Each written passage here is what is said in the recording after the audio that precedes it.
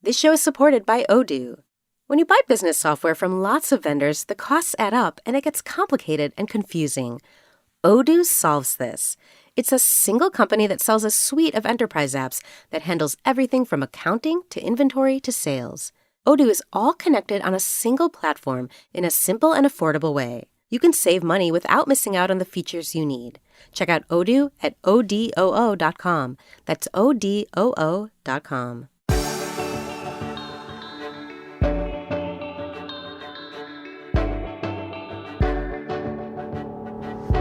We all believe that we only believe what is true.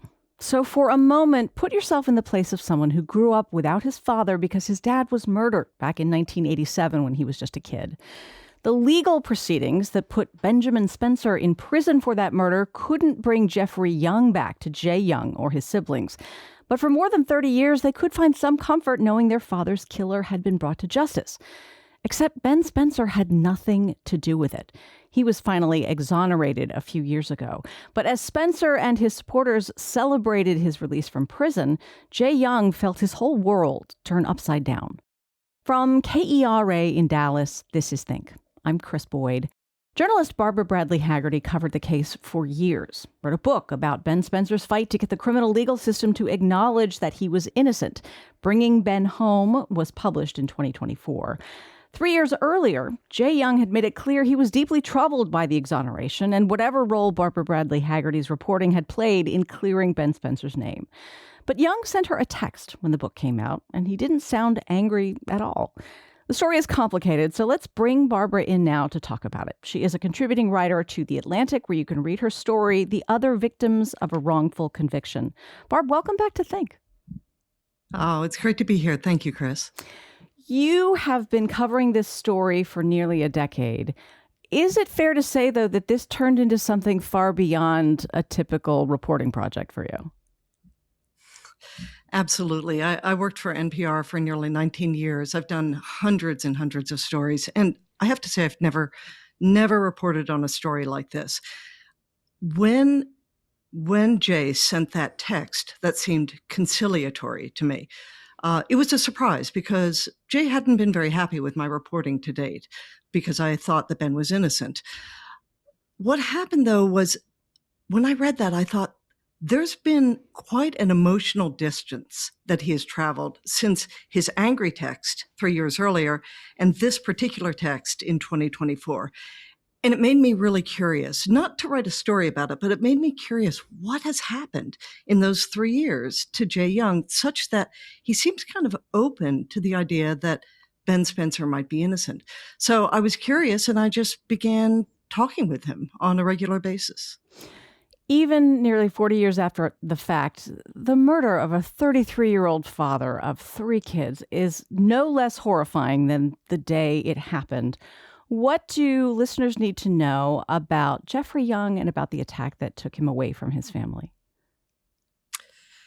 So on March 22nd, 1987, Jeffrey Young was working on a Sunday night late at his office. And we don't know exactly what happened because there weren't cameras or anything like that. But it appears that 2 men came and as he was coming out the door of his office, attacked him, broke his skull, hit him 5 times and broke his skull in 5 places, put him in the trunk of his car, drove over to West Dallas, which was a poor neighborhood.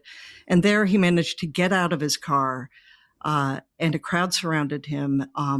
The perpetrators looked in the rearview mirror and saw that, oh my gosh, he's gotten out, parked their car in an alley and ran away. Jeffrey Young died at 3:05 that morning. What happened next was that several people, 3 neighbors and a jailhouse informant, all were incentivized. And they all said that Ben Spencer had committed this crime. They saw him, the 3 neighbors said they saw him running away from the car. They were hoping to get a $25,000 reward, which was a lot of money in 1987. The jailhouse informant wanted a lighter sentence, was facing 25 years, walked out in 16 months. But they focused on Ben, and there was not a lot of investigation otherwise. I mean, they didn't look into a more plausible suspect. So Ben got life in prison. In 1988, he got life in prison, and he was never, ever going to get out. And for Jay Young, that was justice. For Ben Spencer and his family, it was injustice. This story is first and foremost an example of how the legal system can and does make mistakes and how consequential those mistakes can be. It's also a reminder that the stories we tell and how we tell them are consequential as well. You were focused on the injustice that Ben Spencer had suffered to the exclusion of really exploring how exoneration might affect Jay Young and his family. Yeah, that's absolutely right. When the system gets it wrong and they convict an innocent person, they create two sets of victims. Obviously, Ben Spencer, the man in prison who shouldn't be, but then the Young family, because the person who killed Jeffrey Young would never be caught. As it turns out, he's never going to be caught. And, as I thought about this after reading Jay's text, I realized that I had kind of failed the Young family. That, yes, I had given both sides of the story or whatever, as journalists try to do. They try to give on the one side this, on the other hand that. But I had not really stood in the shoes of Jay Young as a 12-year-old who was on vacation, and who, when he comes home from vacation, he finds his dad is dead. And then for the next 30 odd years, people tell him, yes, the right person is in prison. And so he kind of is trusting the system. And then suddenly they go, oh, whoops, sorry, just kidding. Ben Spencer isn't actually guilty. Yeah, we're going to let him out of prison now. So what I realized is I had failed them by not really taking into account the emotional trauma, the emotional prison that Jay Young had been in all this time. And the reason I wrote this article is I wanted to rectify that. Okay, the typical format of this show is one-on-one conversations. Ordinarily, we would spend the whole hour talking with Barbara. She's great to interview. But because this show is taped in Dallas, where both Ben Spencer and Jay Young still live, Barbara actually suggested that rather than just her talking about them, we should also talk to them. Both gentlemen have kindly agreed to be here with us, and we will pick up here first with Jay. I'm really sorry for your loss. How do you think it shaped the rest of your childhood? Well, I've been asked that question numerous times. First, thanks for having me. It's hard to answer because I don't know how it would have been if he wasn't taken. But all I know is loss, and that's shaped me in different ways. I could be thinking of random things or look into things that are so minute, or even like with work, and I could overanalyze them. Or what I've learned though through the years is that my trust with most people was one of my biggest challenges. What people would tell me, except for like a math equation, would be, I would always question it. Yeah. And over the years, that kind of just made me, I don't want to say the word, I guess I'm going to say it, crazy in a sense, not crazy, but it was just too much, if that makes sense. Mm-hmm.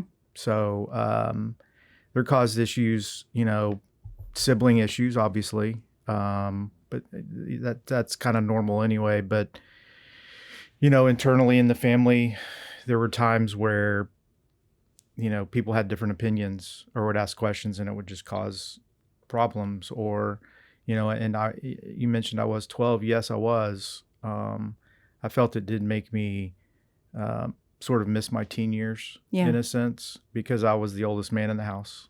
And, that did cause some internal problems, like, you're not my dad, don't tell me what to do, different things like that. But, and I'm not saying anything negative about them. I just want to get that clear. Get it. I get I it. want them to, if they hear this, I want them to know. But my trust was it was very difficult for me to trust people. And if they did do something that made me lose their trust, it was very hard to get it back. And that hurt me in the long run. It took me decades to understand that. You were just a kid when all this happened. Did you, early in life, have any reason to doubt that what the prosecutors and the jury decided was true was true? Well, at first, I was supposed to be there, and it was a last minute change of plans. And so the first things I was thinking more was, oh my gosh, that could have been me. You were supposed to be with your dad? Yes, okay. I was supposed to. And there was a last minute change in plans. But so at first I remember that's what I was thinking about most, like how that's just strange, right? And then they I don't want to say they sheltered us from like the legal discussions. We could hear the conversations, or I would sit in the room and listen, or sit by outside the door and listen. And I wasn't a part of many conversations, like phone calls with lawyers or anything, but it did seem that it went really fast. Mm-hmm. And so at one hand, it was like, wow, that was great. They have somebody, the eyewitnesses, they were for sure, because, I know eyewitnesses, sometimes they can't be, obviously, in our situation, aren't always as reliable. But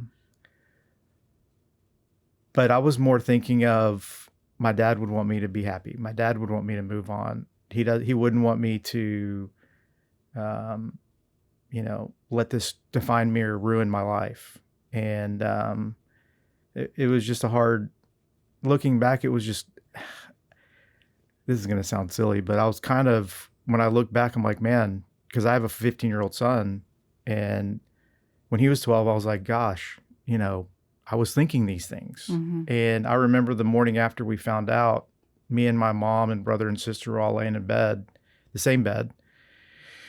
And when we started waking up, you could start hearing sniffles, and there was confusion. And I just remember, I remember I had my hands out, and I just said, we're going to get through this. And I don't know where that came from. And, but even to back up a little more, it was like I was being prepared for this to happen, because the Christmas before this happened, my dad and I went on a walk. And when I look back, it was just random stuff, right? And the conversation about death and love came up. And I asked my dad, if anything ever happens to mom, would you get remarried?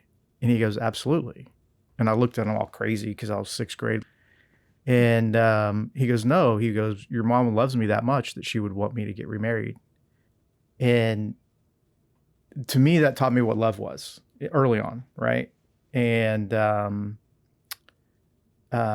then, after we found out that he had died, I remember hearing those things, and I was like, I can't believe I just heard this a couple months ago, and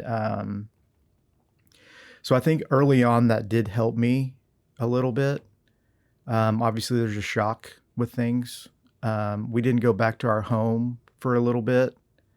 I don't remember exactly how much time. So we stayed at my mom's parents, my grandparents, for a while.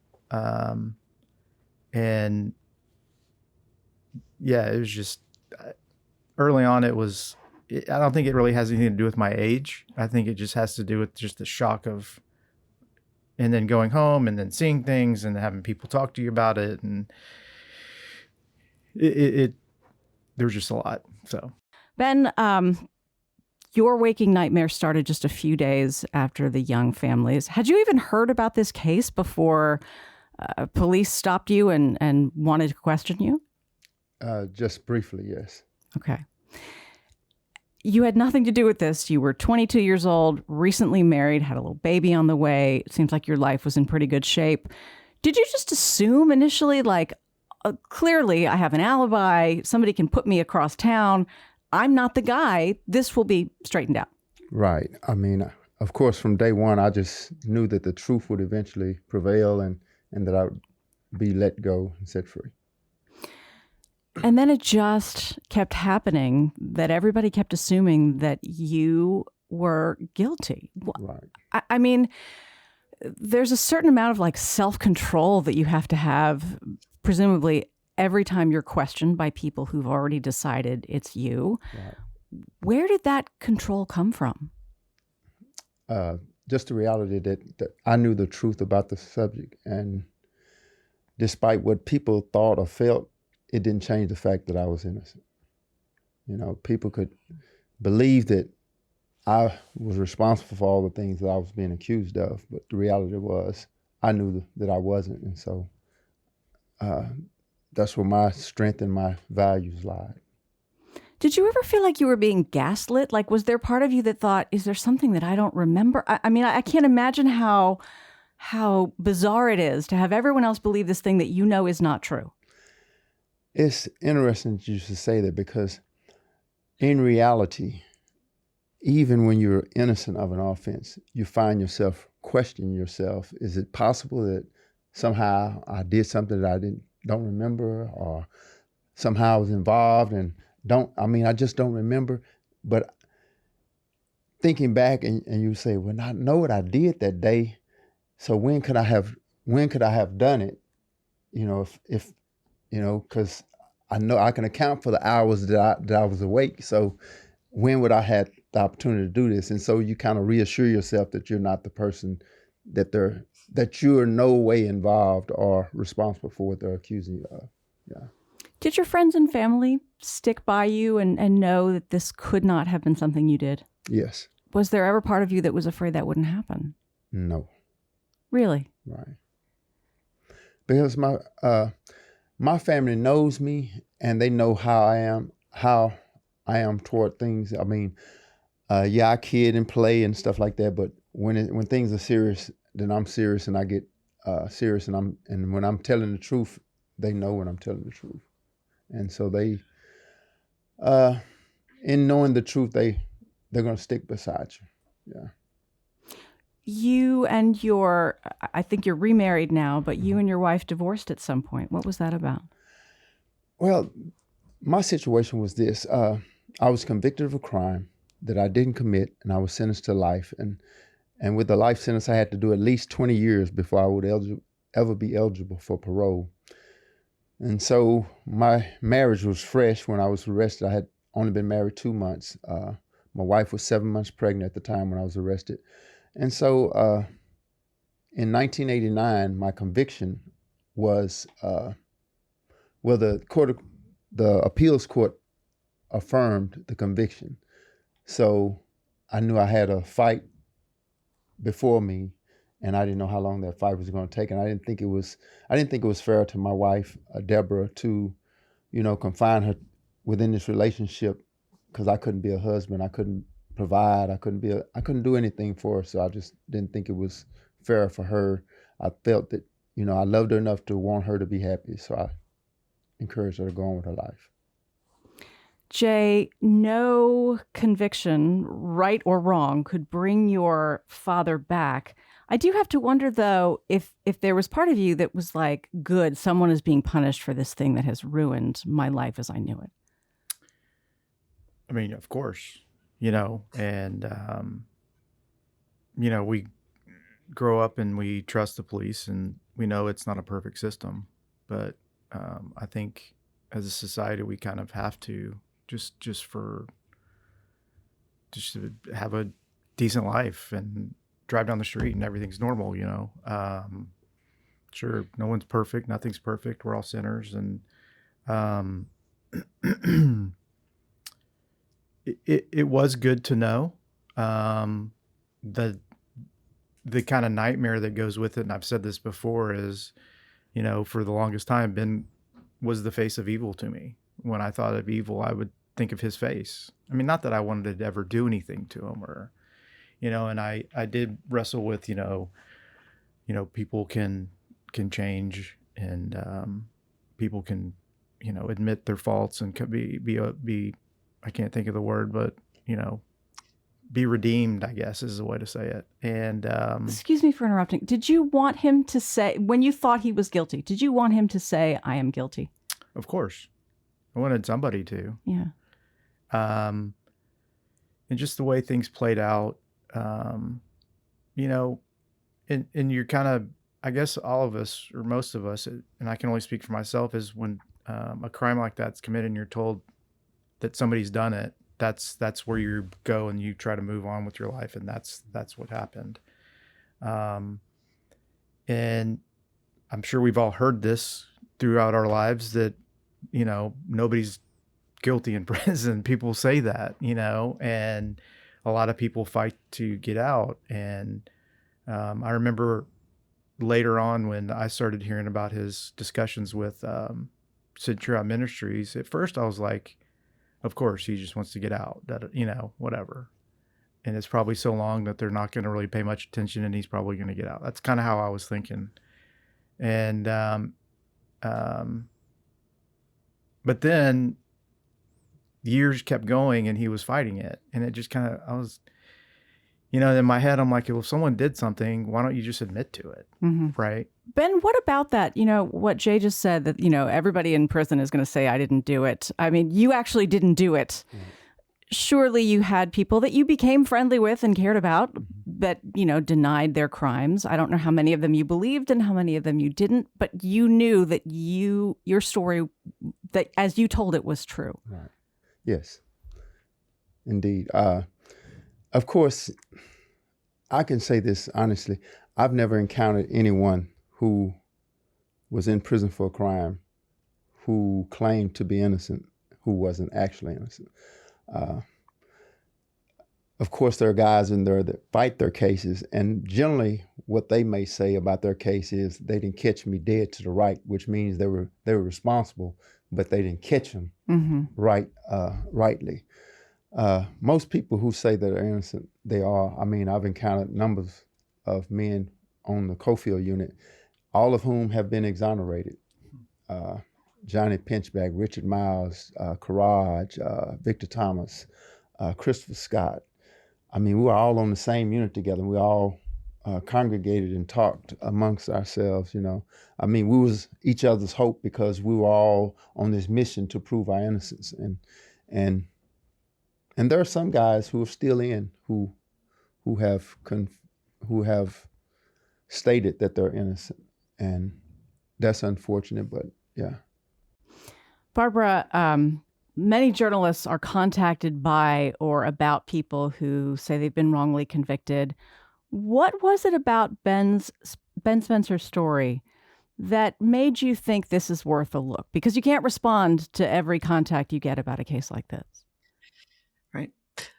It was Jim McCluskey, whom I trust enormously. Jim McCluskey started Centurion Ministries, and he's really considered the father of the modern innocence movement. He was getting innocent people out of prison 10 years before the Innocence Project was even thought of, right? So he's the guy. I trust him. He firmly believed that Ben was innocent. In fact, he had done some investigating in the early 2000s and found evidence that no one could have identified Ben on that cloudy night, you know, running away at 10 o'clock at night, whatever. He found real holes in the witness's story, that kind of thing. And he actually got the case before a judge in 2007, an evidentiary hearing to kind of let's listen to this, let's look at this new evidence. And this Judge Magnus, ruled that Ben should get a new trial because he was actually innocent. You're not from Dallas. You moved here for some time to start investigating this. You're right. And so Jim McCluskey he really produced a lot of evidence. What was really, really interesting is when I began investigating with this private investigator named Daryl Parker, the two of us went all over Dallas, and we actually, it's amazing. You can find witnesses 30 years after the crime. This is like 2017. And we found, the jailhouse informant, and he recanted. We found one of the witnesses, and he recanted, took a polygraph, all of this stuff. One of the witnesses was dead, so we couldn't interview him. Another one wouldn't give us an interview. We found a new alibi witness. It was amazing what you could get if you just kind of scratch the surface and don't make the assumptions that the police made 30 years earlier. They had tunnel vision. It was Ben, it was Ben, it was Ben, when actually there was a more viable suspect. And so when Jim McCluskey told me about his research, I thought, you know what, I've got to do this. And the thing that sold the story both to the Atlantic and to NPR was this: can you prove your innocence without DNA? Because everything pointed to his innocence, but there was no DNA in the case. So what about all these people in prison who are innocent, who have no DNA in their cases? And that's kind of why I wanted to do this story. Can you prove your innocence without this, wonderful tool called DNA? And it worked. Jay and Ben, I think of the two of you before you knew each other really at all, except based on, the facts of your lives, as being on like the opposite sides of this tug of war of hope and desire. And, to your point earlier, Jay, of trust. I mean, how much did either of you think about what life might be like for the other? I think, Ben, you've said you actually thought about the Young family pretty often because whoever did this murder was never caught. Right. And yes, I often thought of them because the reality is, my life I was on this journey of a spiritual awakening. And the reality was I knew the truth about the situation. And more than anything, I hoped and prayed that one day that they could come to accept the truth that I was actually innocent. Whether they ever got out of prison or not, that became secondarily. They were not knowledgeable of the fact that the wrong person was in prison, but at the same time, I felt that they could die hating or being bitter toward me for no just cause. And Jay, you might have if the truth hadn't come out.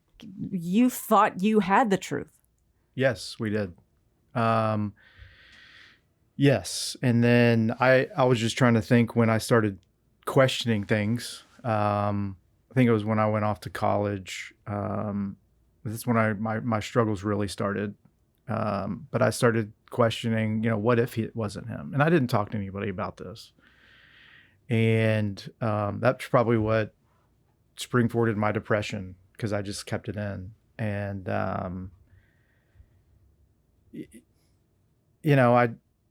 I used to want to meet him because I've always felt like and been told that I can get a pretty good read off people when I go. I'm more of an observer than I am a talker. Mm-hmm. And I think going through this with my dad being murdered, I've had to try to understand who people are. And I've learned, sure, am I wrong? Of course. But what I was thinking about when Ben was just talking is I was thinking of the things that I was told during the trial. And, it's human nature is we're told something and then we go meet somebody and we look at them in the bad light instead of giving them the benefit of doubt. And I have to disclaim this. This is not saying anything bad about anybody that ever told me anything, but in a sense, and I'm not one for sympathy, but Ben and I we both got told a bunch of wrong stuff. And we probably framed our opinions based on what we were told without just finding out. The reason I bring that up is when I got older, I started to want to find out for myself. I wanted to not reinvestigate what happened, but just kind of see how the things happened, how just in it, why did it happen so quickly? Why were there multiple cases? Why didn't he just admit it? Right. Just different things like that. And those were the things that I would think of for years. And, maybe I'm answering a former question you had, like, how would things have been different? But that's just where my mind always was. And on the outside, I'm happy. Nobody knows. I'm not going to talk about it. I would never say my dad was murdered because I know how that's like a bad word. Mm-hmm. It's a very uncomfortable word for both parties that are in that conversation. But and time passes, and sometimes the truth comes out later, obviously. And so me thinking of Ben back then was, I just wanted to talk with him, kind of. And why is he fighting this? So why is he still, just questioning that, not from a negative sense, like he's fighting this, and a lot of times, like I said earlier, there's a lot of people say they didn't do it, right? And they're lying. So from a peace standpoint, you kind of have to take the shortcut and just say, okay, that happened and he did it. So I hate to fast forward over these extraordinary years in both of your lives, but the exoneration happened. This is a very exciting, surely, moment for you, Ben, for all the people who had fought for your innocence, for your loved ones. But I wonder if almost upon release, you have to grieve for and grapple with those lost years in a way that when you were in prison and fighting for your freedom and declaring your innocence, you could almost distract yourself from.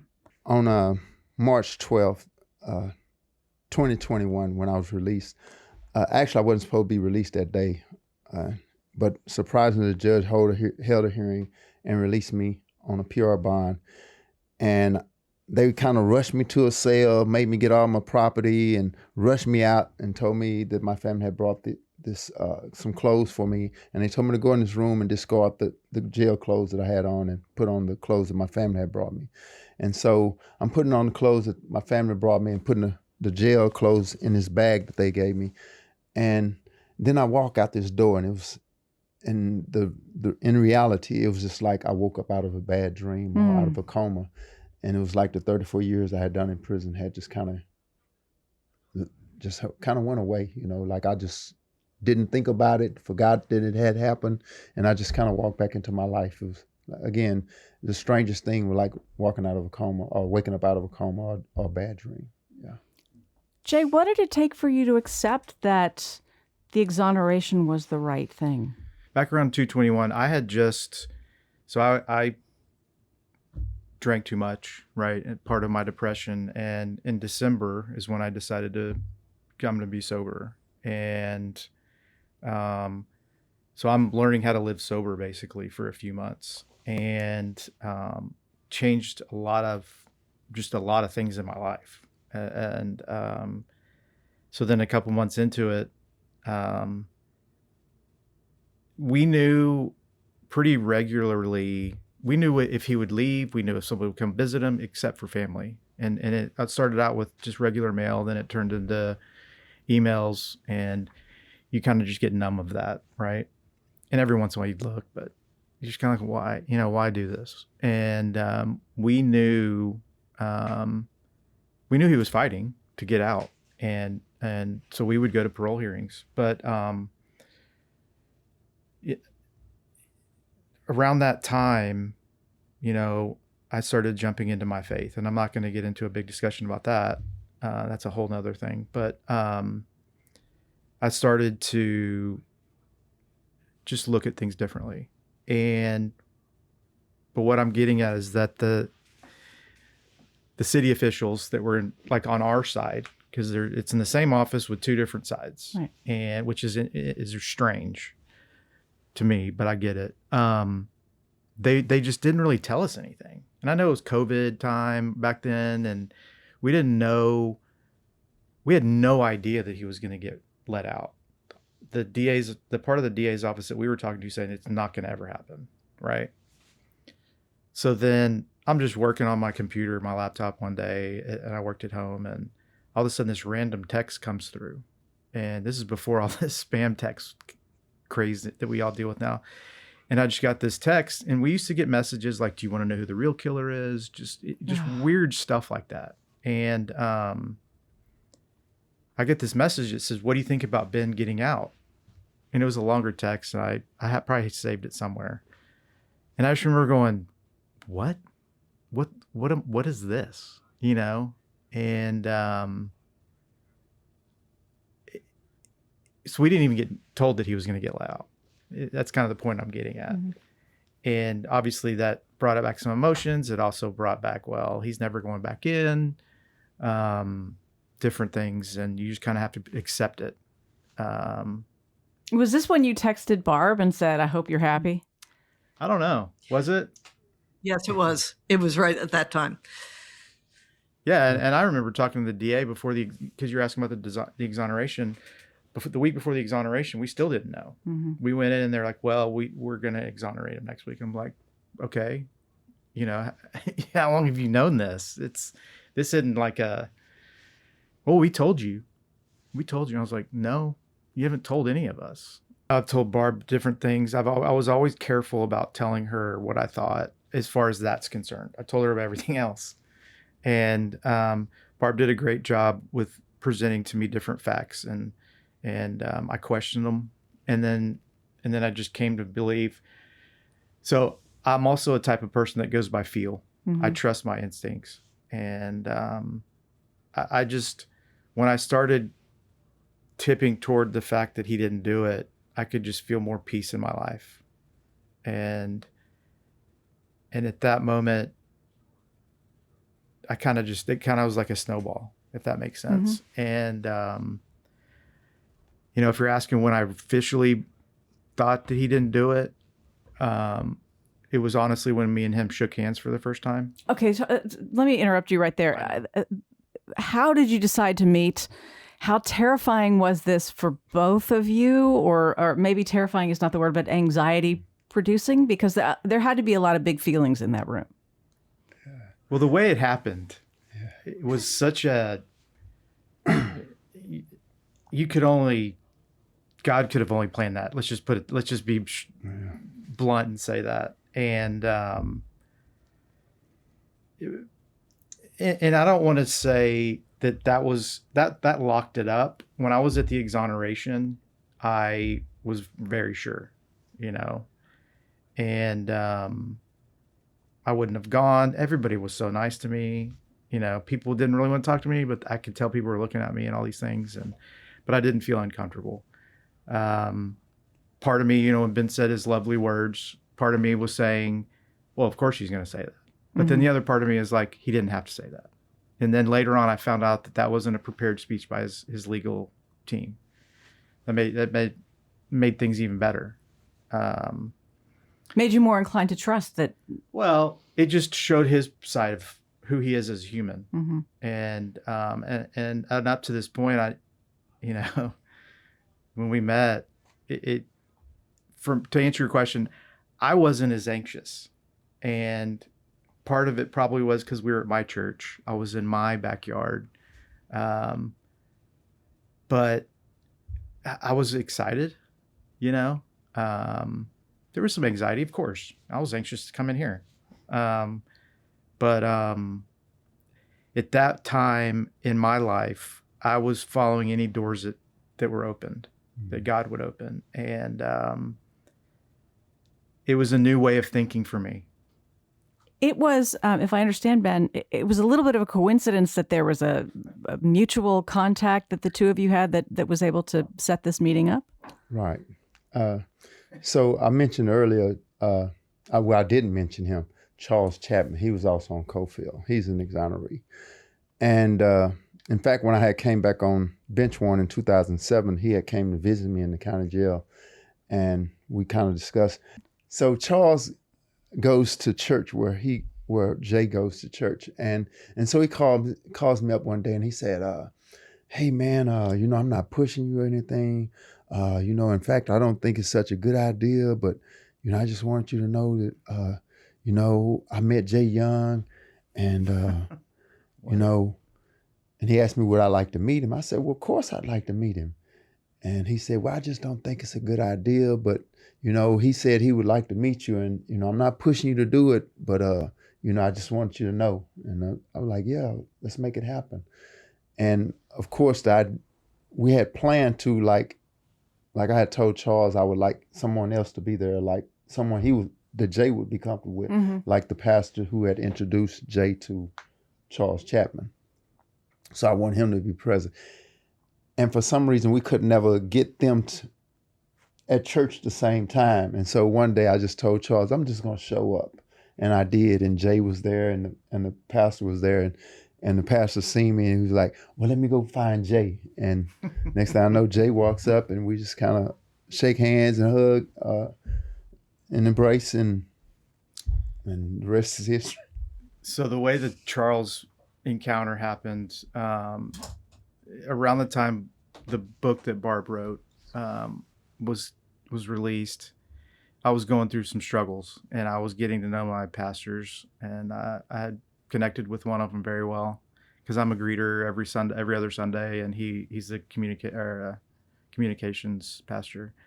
We were having breakfast one day and just talking about things, and I'm asking him how to grow in my faith and different things. And I said, oh, by the way, a book that came out was about the person who's in prison for killing my dad.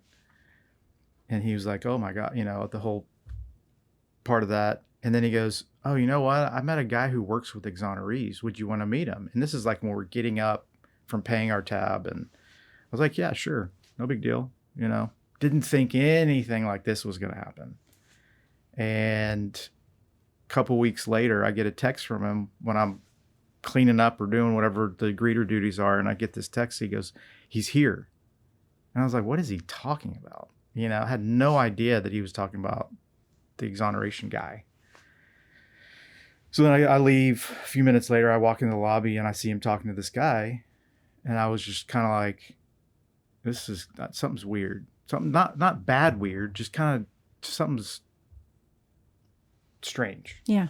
So I walk up to him. He's talking to Charles, and I had never met Charles or even seen Charles, and started talking, and I don't even know how it happened, but I heard him say, yeah, Ben Spencer. And I was like, excuse me?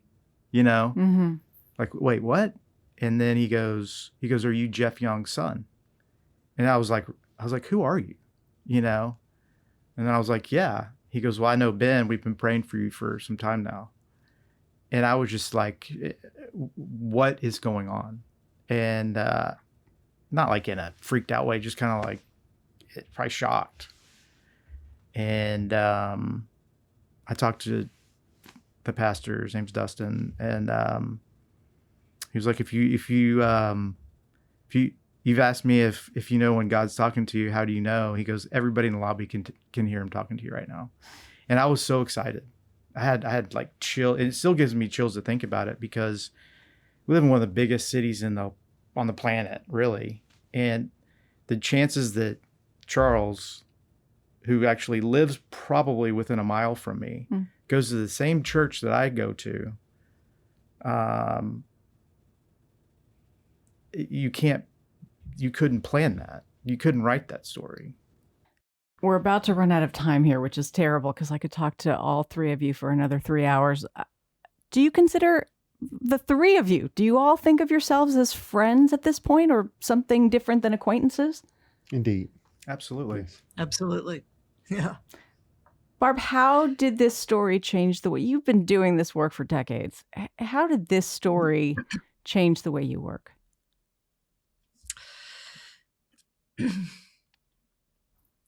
Well, I've always had this view that everyone has a reason to believe what they believe. And so the whole idea of journalism is to understand that and see what motivates people. So that didn't change. I think what's changed for me is not so much how I work, but my view of the possible when it comes to reconciliation. I mean, these two men are now really good friends. We haven't even, dived into how good friends they are. But if you look at the facts on the ground, what you see are two people who are really, really different, black and white, businessman and ex-con, middle class and poor, one man serving time for another man's father's murder. I mean, it's hard to get further apart than these two people are. And yet what they've done is they've managed to step back and step into each other's shoes and to look at life from the other person's perspective. So I think what's happened is I've gotten a sense of optimism and hope from this story that I've actually never had before. No other story has affected me the way this one has. And it's really been, it's been a privilege. Barbara Bradley Haggerty is a contributing writer to The Atlantic. Ben Spencer was exonerated of a murder he did not commit, the killing of Jeffrey Young. Jay Young is the son of Jeff Young. You can read all their stories in Barbara's article for The Atlantic, The Other Victims of a Wrongful Conviction. It has been such an honor to talk to all three of you. Thank you for making the time. Thank you Thank for you for having having us. us. Thank you, Chris. Think is distributed by PRX, the Public Radio Exchange. You can find us on Facebook, Instagram, anywhere you get podcasts, and at think.kera.org. Again, I'm Chris Boyd. Thanks for listening. Have a great day.